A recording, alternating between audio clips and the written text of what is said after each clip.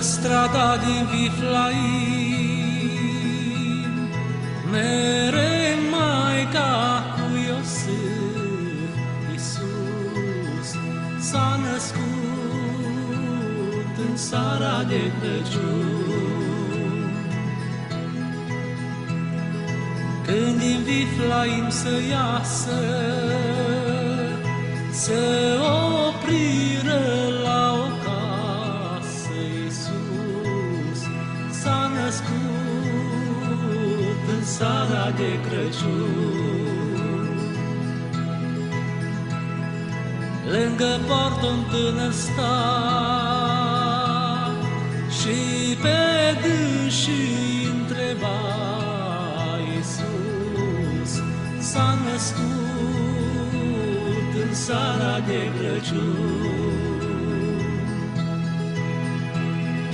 De unde veniți drumeți, tocmai de la Nazaret, Iisus s-a născut în seara de Crăciun. Fieți milă, tânăr bun, și nu ne lăsa hădruc, Iisus s-a născut în seara de Crăciun. Că afară-i fric și noapte,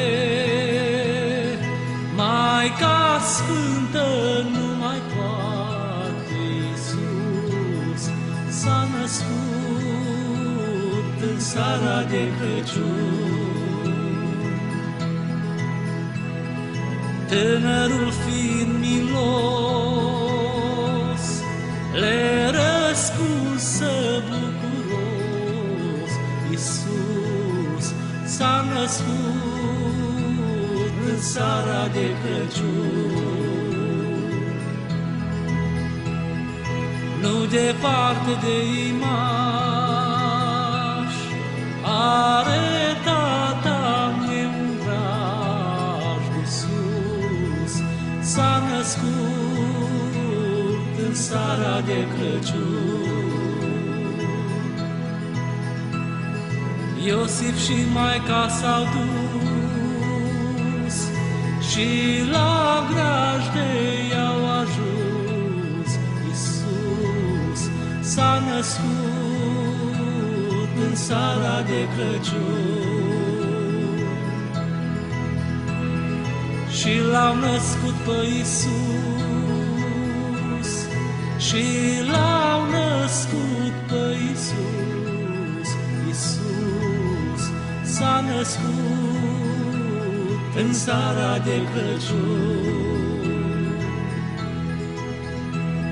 Iisus s-a născut în seara de Crăciun.